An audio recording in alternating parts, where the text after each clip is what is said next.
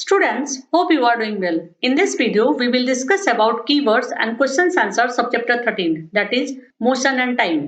इस वीडियो में मैं क्वेश्चंस को और न्यूमेरिकल्स को हिंदी में समझाऊंगी ताकि आप क्वेश्चंस को समझ पाए और न्यूमेरिकल्स के कॉन्सेप्ट को समझ पाए। न्यूमेरिकल्स को मैं जैसे हायर क्लास में बनाया जाता है उस तरह से समझाने वाली हूँ। तो हम लोग अभी स्टार्ट करते हैं कीवर्ड से।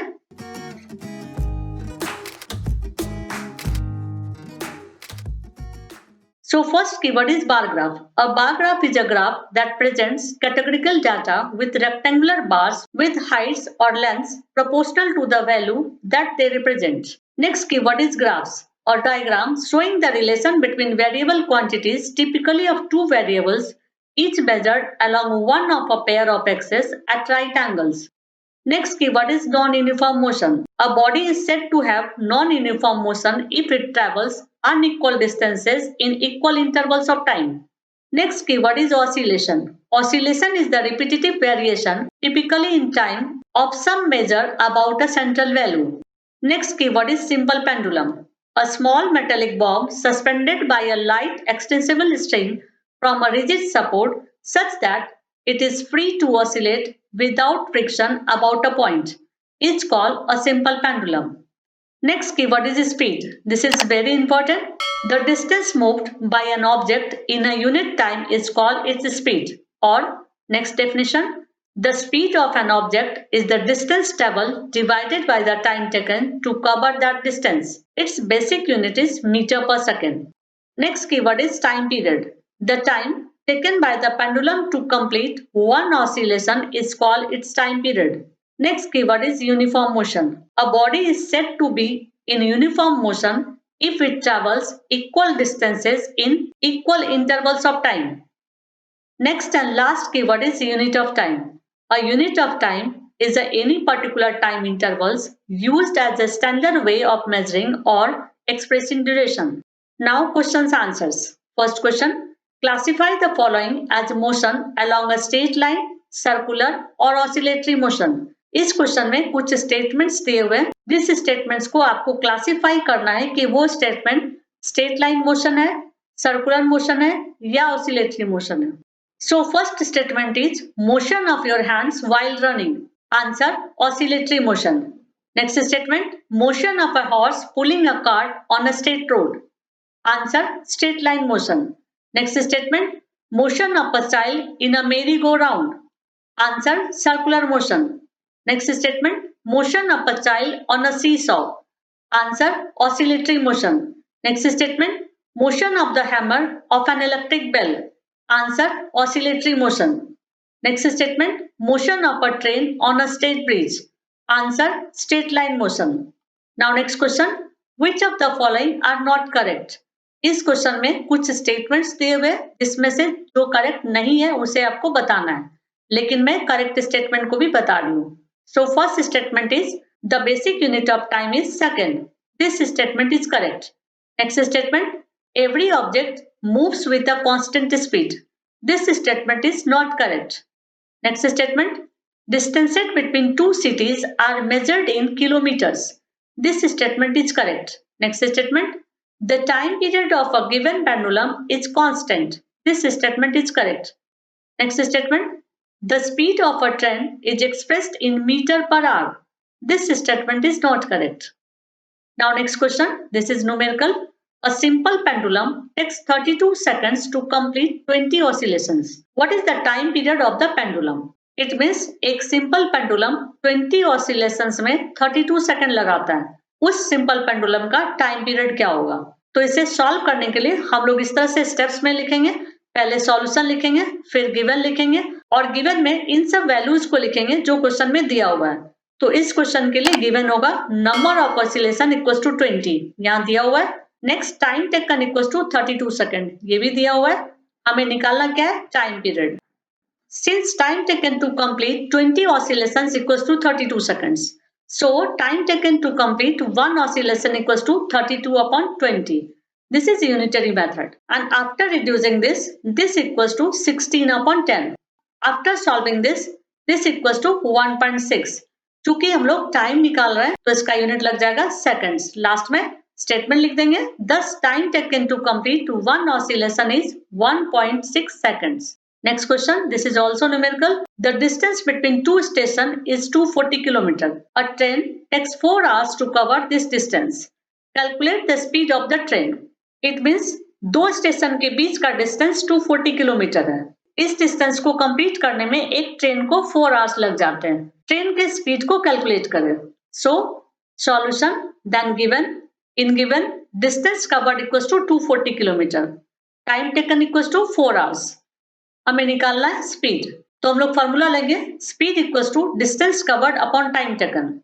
सो speed of the train equals to distance covered by train upon time taken by train, और इसके बाद इसमें वैल्यू को पुट कर देंगे। तो यहाँ आ जाएगा 240 किलोमीटर और यहाँ आ जाएगा 4 आवर्स। फिर इसे सॉल्व कर देंगे, तो सॉल्व करने के बाद वैल्यू आ जाएगा 60 किलोमीटर पर आवर। लास्ट में स्टेटमेंट लिख देंगे, thus speed of the train is 60 km per hour. Next question, this is also numerical.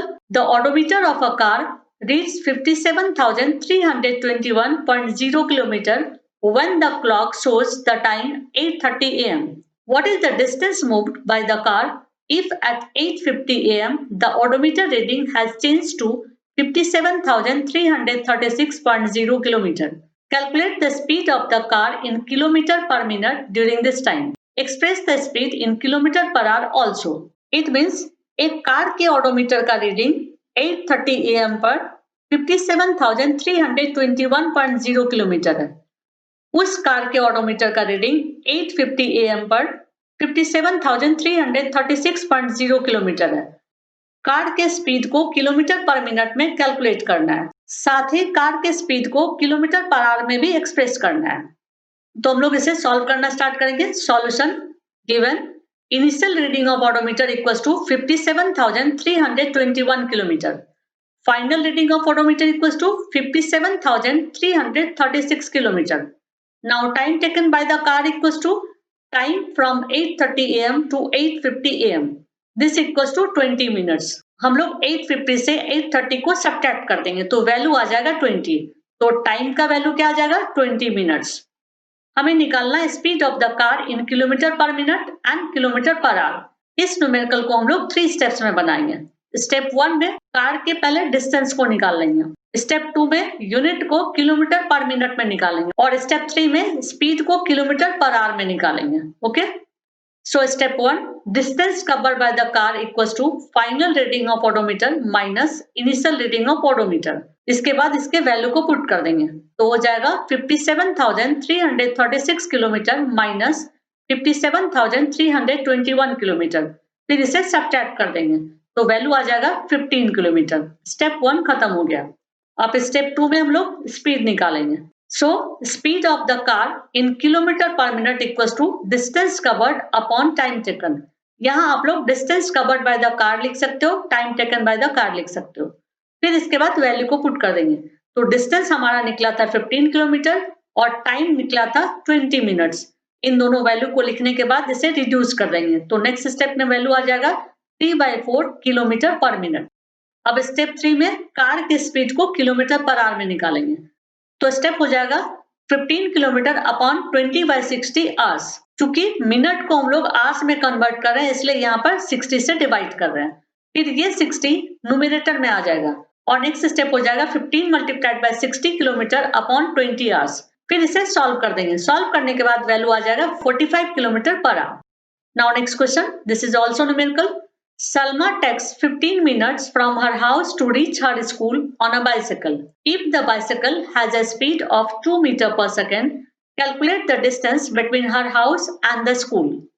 It means Salma को अपने घर से स्कूल पहुंचने में 15 मिनट्स लगते हैं। यदि उसके साइकिल का स्पीड 2 मीटर पर सेकंड है, तो सलमा के घर से स्कूल के डिस्टेंस को कैलकुलेट कीजिए।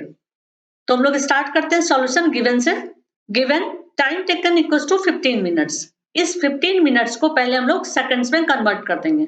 तो मिनट्स को जब सेकंड्स में कन्वर्ट करना होता है तो 60 से मल्टीप्लाई करना होता है, तो हम लोग यहाँ पर 15 में 60 से मल्टीप्लाई कर देंगे, तो इसका वैल्यू आ जाएगा 900 सेकंड्स। नेक्स्ट गिवन है speed of the bicycle equals to 2 metre पर सेकंड। हमें निकालना है distance between her house and the school. So distance of the school from the house equals to distance covered by Salma, and this equals to speed multiplied by time. Therefore, distance of the school from the house equals to, इन दोनों के value को put कर देंगे. Speed का value दिया हुआ है 2 metre पर सेकेंड और टाइम निकाले थे हम लोग 900 सेकेंड्स, और इसके बाद इसे सॉल्व करेंगे तो आ जाएगा 1800 मीटर. क्योंकि यहाँ पर ये वैल्यू मीटर में दिया हुआ है तो इसको हम लोग किलोमीटर में भी कन्वर्ट कर सकते हैं, और किलोमीटर में कन्वर्ट करने के लिए 1800 को 1000 से डिवाइड कर देंगे तो नेक्स्ट वैल्यू आ जाएगा 1.800 किलोमीटर. फिर इसे स्टेटमेंट में लिख देंगे. सो distance of the school from the house is 1.800 kilometre. Now next question. Show the shape of the distance time graph for the motion in the following cases. First, a car moving with a constant speed. Second, a car parked on a side road. It means नीचे दिए गए cases के लिए distance time graph को draw कीजिए. First case है कि एक कार कांस्टेंट स्पीड में चल रही है. दूसरा केस है कि एक कार साइड रोड पर पार्क की हुई है. तो हम लोग इस तरह का ग्राफ बनाएंगे. फर्स्ट केस के लिए ये ग्राफ बनेगा और सेकंड केस के लिए ये ग्राफ बनेगा. Next question. This is MCQ. Which of the following relation is correct? First option, speed equals to distance multiplied by time. Second option, speed equals to distance upon time. Third option, speed equals to time upon distance. Fourth option, speed equals to 1 by distance multiplied by time. Answer will be speed equals to distance upon time. Next question, this is also MCQ. The basic unit of speed is, first option, kilometer per minute. Second option, meter per minute. Third option, kilometer per hour. Fourth option, meter per second. Answer will be meter per second. Next question. This is also MCQ. A car moves with the speed of 40 km per hour for 15 minutes and then with the speed of 60 km per hour for the next 15 minutes. The total distance covered by the car is, first option 100 km, second option 25 km, third option 15 km and fourth option 10 km. Answer will be 25 km. ये question MCQ है लेकिन थोड़ा बड़ा है, इसलिए मैं इसको हिंदी में समझा देती हूँ. इस क्वेश्चन का मीनिंग है कि एक कार 15 मिनट्स में 40 किलोमीटर पर आवर के स्पीड से चलती है और फिर अगले 15 मिनट्स में 60 किलोमीटर पर आवर के स्पीड से चलती है. कार के द्वारा कितना डिस्टेंस कवर किया गया और यहाँ ऑप्शंस दिए हुए थे, तो आंसर इसका आ जाएगा 25 किलोमीटर. ये भी न्यूमेरिकल है और इस न्यूमेरिकल को आप स्पीड के फॉर्मूला से बना सकते हो. Next question. Suppose the two photographs shown in figure 13.1 and figure 13.2 had been taken at an interval of 10 seconds. If the distance of 100 meters is shown by 1 centimeter in these photographs, calculate the speed of the fastest car. It means मान लीजिए figure 13.1 और 13.2 में ली गई photographs को 10 second के difference में लिया गया. यदि इन फोटोग्राफ्स में 100 मीटर के डिस्टेंस को 1 सेंटीमीटर दिखाया जा रहा है तो सबसे तेज कार की स्पीड को कैलकुलेट करें. ये फिगर है, ठीक है, फिगर 1 और figure 2. So answer from figure 13.1 and 13.2 the distance as measured of the blue car is the photograph is 1 centimetre. ऐसा क्यों कहा जा रहा है? क्योंकि इन दोनों फिगर में हम लोग देख रहे हैं कि सिर्फ ब्लू कार का पोजीशन चेंज हुआ है. इस फोटोग्राफ में ब्लू कार यहाँ पर है और इस फोटोग्राफ में ब्लू कार यहाँ पर है. Okay, and 1 centimetre equals to 100 metres, जैसा कि क्वेश्चन में दिया हुआ था. Therefore distance covered by the blue car equals to 100 metre. Now the two photographs had been taken at the interval of 10 seconds. ये भी क्वेश्चन में लिखा हुआ था.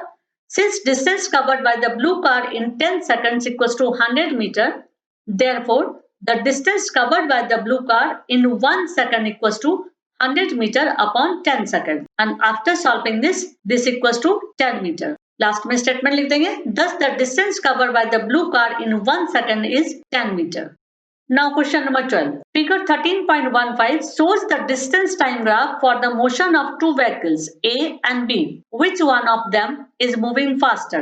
ये फिगर है डिस्टेंस टाइम ग्राफ का और इसमें ग्राफ दो व्हीकल का बना हुआ है, ए व्हीकल का और बी व्हीकल का.